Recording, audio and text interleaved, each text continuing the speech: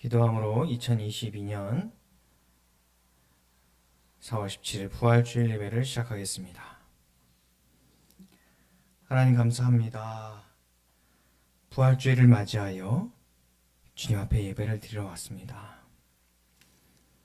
하나님, 우리를 위하여 그 아들을 이 땅에 주시고 십자가에 죽기까지 우리를 사랑하셨음을 고백합니다.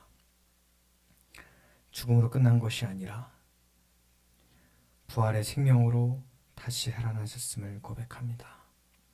그 부활의 예수님, 나의 주님됨을 또한 고백합니다. 오늘 찬양하고 예배함으로 또한 하나님의 기쁨이 되는 귀한 시간이 되게 하여 주시고 하나님의 그 사랑을 기억하는 시간이 되게 하여 주시옵소서. 예수님의 이름으로 기도합니다. 아멘. 찬양하겠습니다.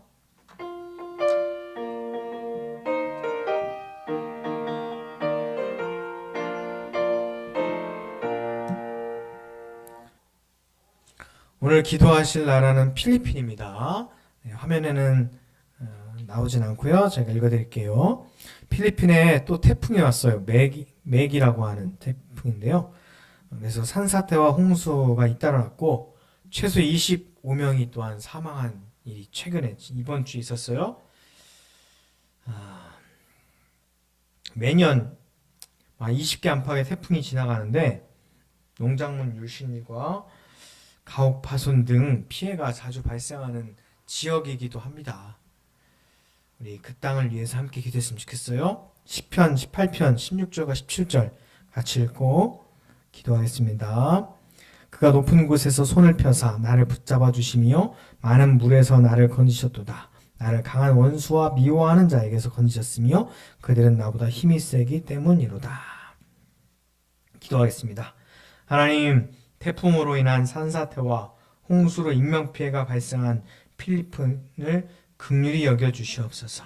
실종자를 구조하는 손길에 힘을 더하시고 피해 복구를 위하여 정부가 적극적으로 대책을 마련하게 하여 주시옵소서.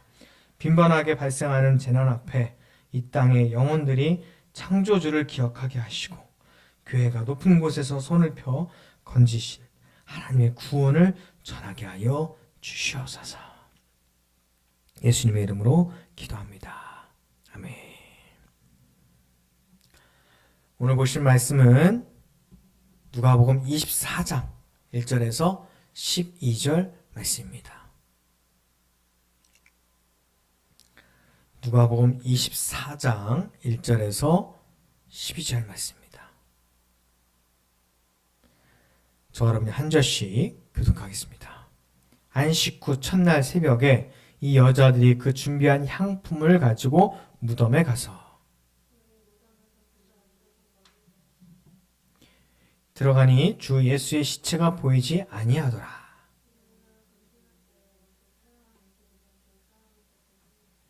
여자들이 두려워 얼굴을 땅에 대니 두 사람이 이르되 어찌하여 살아있는 자를 죽은 자 가운데서 찾느냐.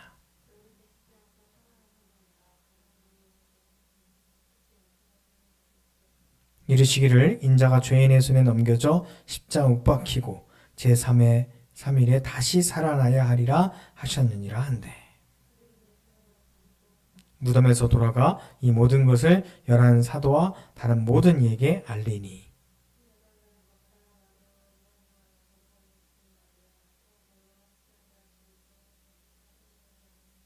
사도들은 그들의 말이 허탄한 듯이 들려 믿지 아니하나.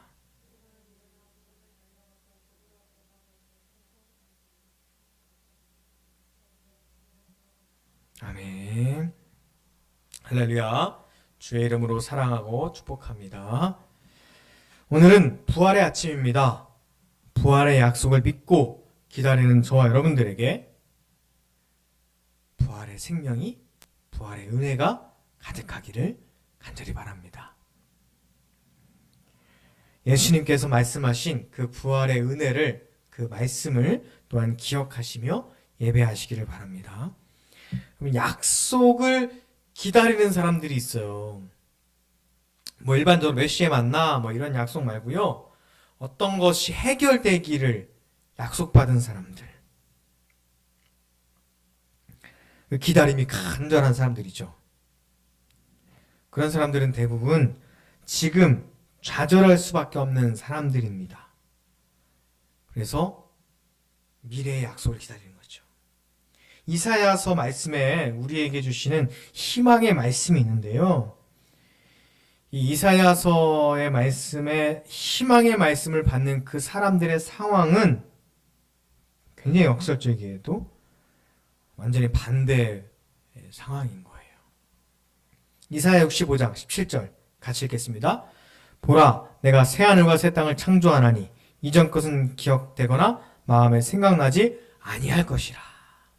새하늘과 새 땅을 창조하신대요. 이전 것은 기억도 안 난대요.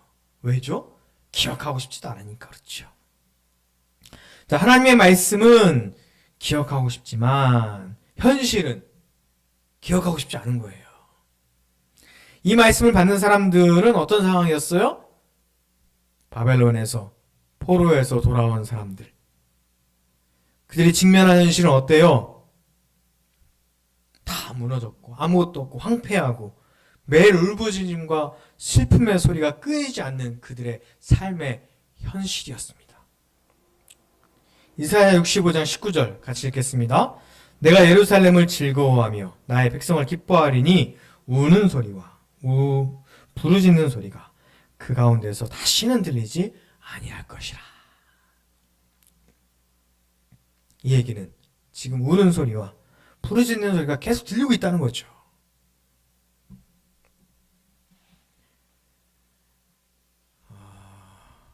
아직 어린 나이에 죽는 상황에서 자기의 생명을 다하지 못하고 죽은 너무 안타까운 생명들이 있죠. 어제가 4월 16일이었습니다. 그 부모와 가족들은 여러 가지를 말하고 있겠지만 가장 첫 번째로 얘기하는 것은 기억해달라는 거예요. 잊지 말아달라는 거죠. 자, 그런데요, 안타까운 일이죠. 젊었을 때만 자기 생명을 다하지 못하고 죽는 사람뿐만 아니라 지금 우리나라에 자살률이 가장 높은 나이대가 어딘지 아세요? 청소년, 청년도 문제이긴 하지만 노인 자살률이 가장 심각하다고 합니다. 그분들도 자기의 정해진 날수가 있지만 살기가 너무 힘드니까 그 전에 생을 마감하는 분들이 있어요. 이사야 65장 20절 같이 읽겠습니다. 거기는 날수가 많지 못하여 죽는 어린이와 수완이 차지 못한 노인이 다시는 없을 것이라. 곧 100세에 죽는 자를 젊은이라 하겠고 100세가 못되어 죽는 자를 저주받은 자라 하리라. 젊어서 생을 마감하거나 나이 들어서 생을 마감하거나 어쨌든 자기의 날수가 다하지 못하고 죽는 것은 너무나 안타까운 일이죠. 하나님께서 이루시는 새하늘과 새 땅에서는 그런 일이 없다는 거죠. 자, 이 세상에서 여러분 수고한 대로 다 열매를 거두십니까? 아무리 수고하고 심어도 손에 잡히는 것이 없는 허무하고 결핍한 상황이 우리에게 많이 있잖아요. 때로는 열매를 거뒀어요. 그런데 재난 때문에, 오늘 아까 기도했지만 필리핀처럼 태풍 때문에, 또 지난번 얼마 전에 있었던 산불 같은 것 때문에 싹 타면, 이런 재난 때문에 우리가 거두었던 열매가 싹 사라지는 경우도 있잖아요. 이사야 65장 23절 같이 읽겠습니다. 그들의 수고가 헛되지 않겠고 그들이 생산한 것이 재난을 당하지 아니하리니 그들은 여호와의 복된 자의 자손이요 그들의 후손도 그들과 같을 것이라. 현실은 총체적으로 불운한 삶이지만요, 개인의 삶도 그렇고 공동체적인 삶도 그렇고 나라 상황도 그렇고요. 찬란한 내일을 바라는 것도 아니에요. 그냥 지금 이 모욕과 치욕과 눈물 정도만이라도 그쳐달라고 기도하고 있는 거죠. 그걸 바라고 있는 거예요. 자, 선지자는요, 하나님께 희망을 가지라고 외치고 있지만, 현실은 도저히 희망을 가질 만한 상황이 못 되는 거죠.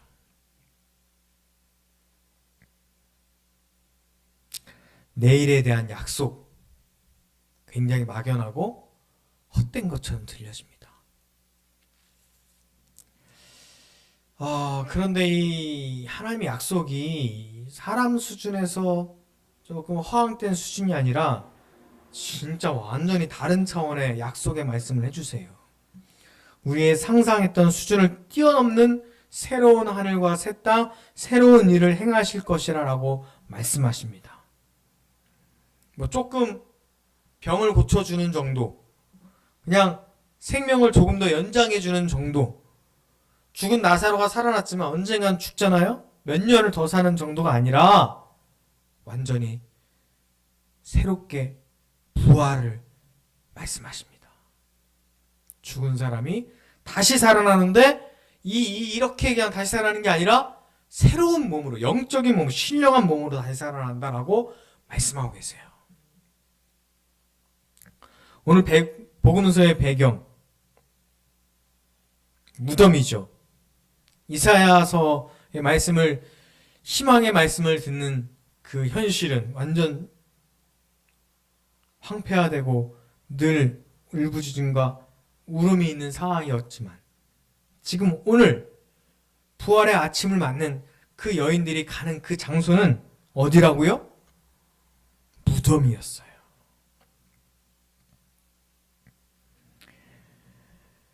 경건한 자인지 악인인지와 상관없이, 착한 사람이나 나쁜 사람이나 상관없이, 부자나 가난한 자나 상관없이, 건강했던 사람이나 아픈 사람이나 상관없이, 공부를 잘하는 사람이나 못하는 사람이나 상관없이 누구나 다 언젠가는 가야 되는 곳이 어디입니까? 무덤이죠. 죽은 자들이 머무는 곳입니다. 그런데 참 희한하게도요, 죽은 자들이 머무는 그 무덤에서 부활이 시작이 됩니다.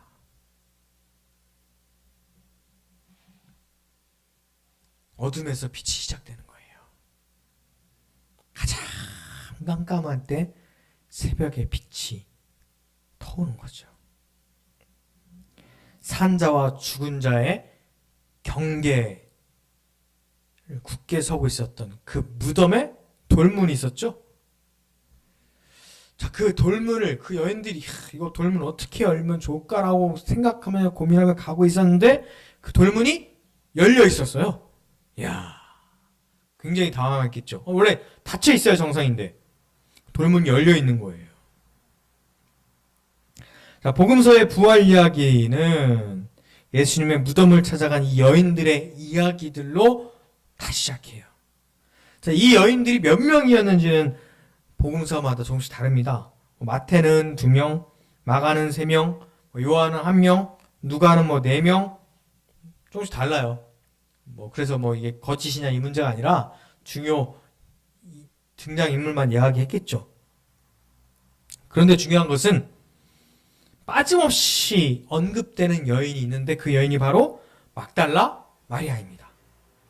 자, 이들이 예수님의 새벽에 예수님의 무덤에 간 이유는 무엇 때문에 갔다고 그래요?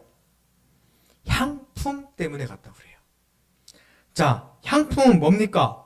원래는 죽은 자의 시신에 발라주는 방향과 방부 역할을 하는 향료였어요. 베다니의 마리아가 예수님께 부은 값비싼 나드, 그리고 유향, 모략, 이것도 다 거기에 속하는 거죠. 예수님이 태어나셨을 때 동방의 박사들이 예수님께 선물했던 바로 그겁니다. 자, 시신의 향유를 바르는 것이 죽은 자에 대한 예우고 장사의 한 과정이었어요. 그런데 복음서들은 일제히 안식 후 첫날 예수님이 죽음이 너무나 경황이 없어가지고 이 장례 절차들을 다 하지 못하고 아리마대 요셉의 무덤에 감회장되어 있는 상태였던 거예요. 그 안식 후 첫날이 됐을 때 여인들이 그 아주 중요한 향품을 바르기 위해서 무덤으로 가고 있었던 거죠. 자, 그들이 무덤에 갔을 때 무덤을 막고 있었던 그 돌은 이미 굴려져 있었는데요. 어떤 사람들은 이걸 부활의 증거로 이야기하는 사람도 있어요. 그런데요, 부활하신 예수님이 무덤 밖으로 나오기 위해서 이 돌문을 꼭 치워야 했을까요? 치우지 않아도 됐을까요? 네. 부활하신 예수님이 숨어있던, 문을 꼭 닫고 숨어있었던 그 제자들을 찾아가는 이야기를 우리가 기억해 보시면 그 돌문 굳이 안 열어도 될 뻔했네 라고 생각할 거예요. 요한복음 20장 19절 같이 읽겠습니다. 이날 곧 안식 후 첫날 저녁에 제자들이 유대인들을 두려워하여 모인 곳의 문을 닫았더니 예수께서 오사 가운데 서서 이르시되 너희에게 평강이 있을지어다 라고 말씀합니다. 그렇죠? 문을 꼭 닫고 있었는데 신령한 몸으로 부활하신 예수님께서 싹 들어오신 거죠. 부활하신 예수님께서 무덤 밖으로 나오시기 위해서는 돌을 딱히 치울 필요는 없었어요. 누구를 위해 치웠을까요? 그 아침에 찾아올 그 여인들을 위해서 치워놓은 거죠. 자, 무덤이 비어있다! 이거 가지고 또 예수님이 부활하셨다라고 하는 증거를 이야기하는 사람들도 있습니다. 그런데 예수님의 무덤만 비어있어요? 빈 무덤 여기저기 많이 있어요. 뭐 도구를 통해서 비어있기도 하고 빈 무덤은 예수님뿐만 아니라 다른 무덤들도 많이 있었을 겁니다. 그래서 막달라 마리아는 이 예수님의 시신을 누가 옮겨간 거 아닌가라고 생각하기도 한 거예요. 실제로 그 당시에도 예수님의 제자들이 예수님의 시신을 옮겼다라고 하는 그런 소문이 돌기도 했어요.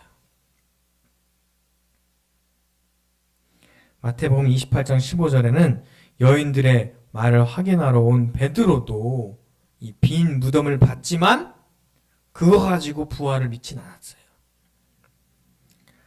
오늘 12절 말씀에서도 빈 무덤이 부활의 중요한 증거라고는 주장하지 않습니다.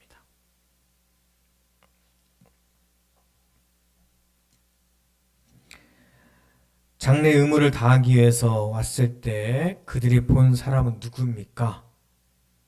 찬란한 옷을 입은 두 사람이에요. 그 여인들이 예수님 어디 갔지? 왜 안 계시지? 막 그렇게 근심하고 있을 때 찬란한 흰 옷을 입은 천사일 수도 있고 하여튼 그냥 사람처럼 보이진 않는 어떤 사람은 동산직인가? 이렇게 착각하게 됐는데 근데 그 사람들을 본 거죠. 그런데 이 천상의 존재들이 이 여인들에게 한 이야기가 있어요. 5절 말씀 같이 읽겠습니다. 어찌하여 너희들은 살아계신 분을 죽은 자 가운데서 찾고 있느냐.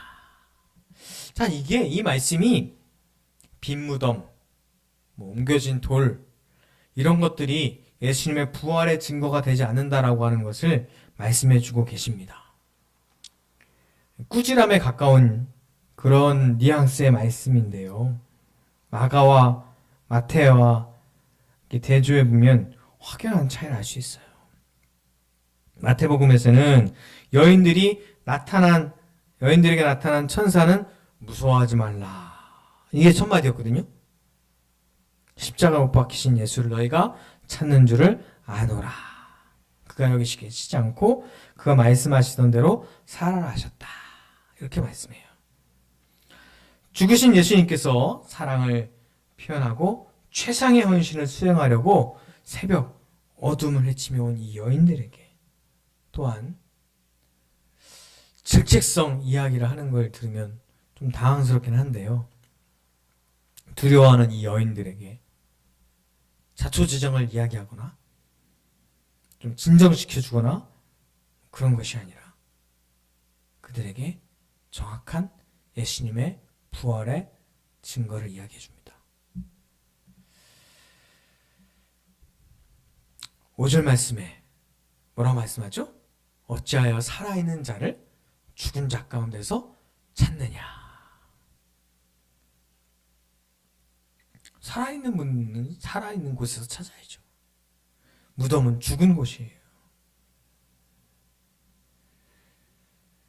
그분이 살아나셔서 여기 무덤에 계시지 않기 때문에 그 무덤에서 증거를 찾으면 안 되는 거예요. 살아계신 분은 살아있는 생명에서 찾아야죠. 무덤 주변에서 주님의 흔적을 찾거나 단서를 찾으려고 하면 찾을 수가 없습니다. 우리 신앙도 마찬가지예요. 살아계신 주님을 믿음으로 나아가야 됩니다. 이건요, 주님이 죽은 적이 없는 살아계신 주님이 아니고요. 십자가에 죽으셨다가 부활하신 살아계신 주님을 이야기해요. 성서도 예수님의 부활에 대하여 한결같이 말씀하고 있습니다. 무덤 속에 죽은 자들 가운데 계시지 않고 지금 주님은 살아있다. 그리고 우리 보고 그 살아계신 주님을 만나라 라고 기억을 말씀합니다. 자, 6절 말씀 같이 읽겠습니다. 여기 계시지 않고 살아나셨느니라. 갈릴리에 계실 때에 너희에게 어떻게 말씀하셨는지를 기억하라. 예수님의 부활의 증거는요, 빈 무덤도 아니고 옮겨진 돌문도 아니고 바로 예수님께서 살아날 것이다 라고 말씀하신 그 말씀을 기억하는 거예요.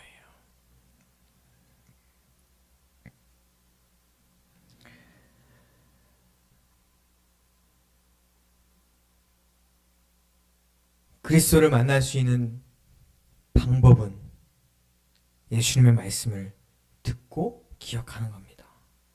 이 눈부신 옷을 입은 사람들이 여인들에게 갈릴리로 가서 예수님의 말씀을 기억하고 만나라라고 말씀하잖아요.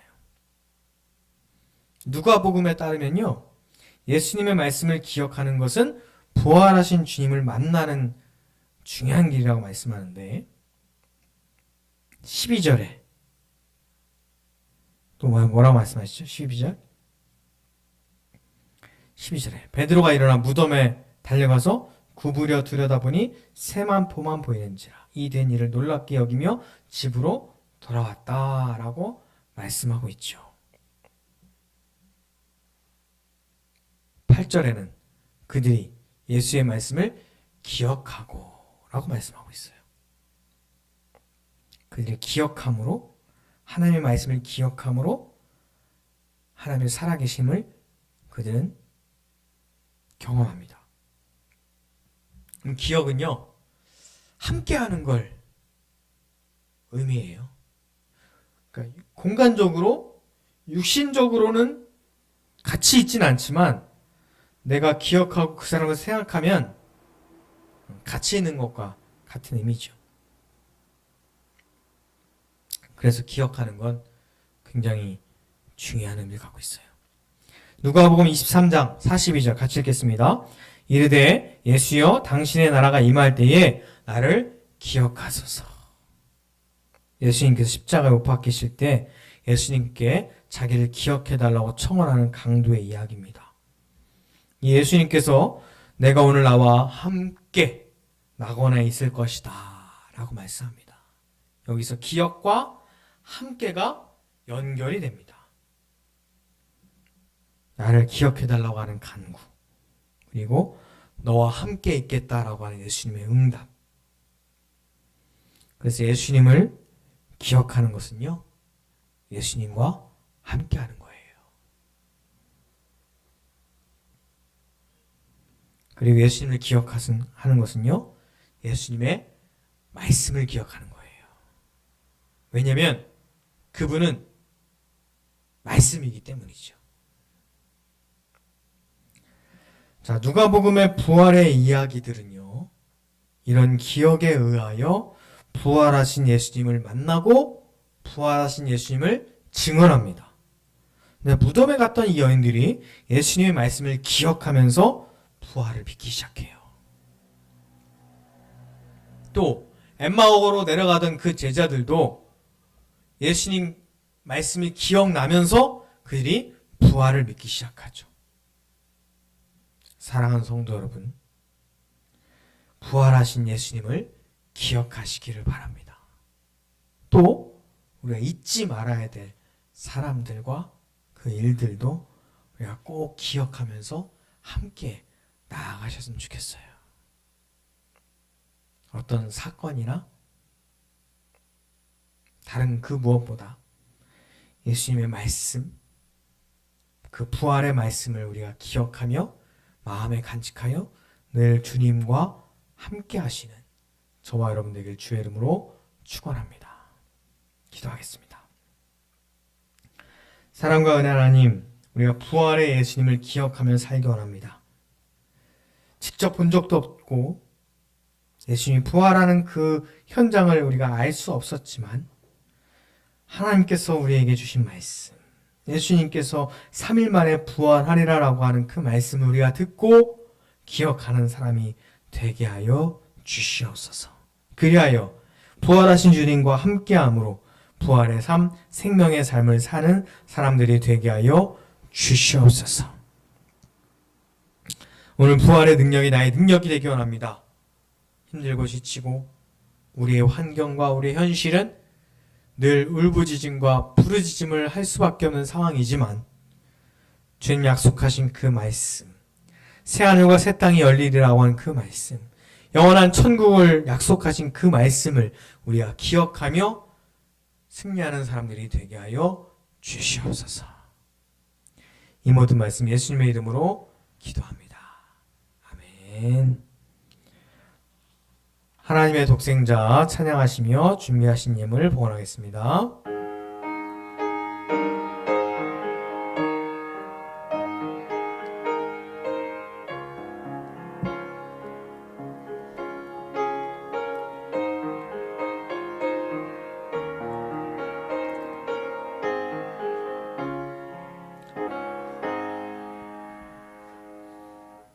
하나님, 이 시간 드려진 예물을 기뻐 받아 주시옵소서. 부활의 기쁨을 감사하며 예물을 드리는 사람이 있습니다. 또한 하나님의 교회, 그 나라와 의를 위하여 기도한 영혼들이 있습니다. 그 예물을 기뻐 받아 주시고 그 예물이 쓰이는 곳마다 주의 부활의 소식이 전파되게 하여 주시옵소서. 또한 그들이 기도 제목 가운데 주의 은혜가 넘치고요 하나님의 응답하심이 있게 하여 주시옵소서. 이신 우리 주 예수 그리스도의 은혜와 하나님의 크신 사랑과 성령의 함께 하심이 오늘 예배를 드리며 부활의 기쁜 소식을 듣기 원하는 모든 사람들에게 이제부터 영원토록 함께 하시기를 간절히 축원하옵나이다. 아멘.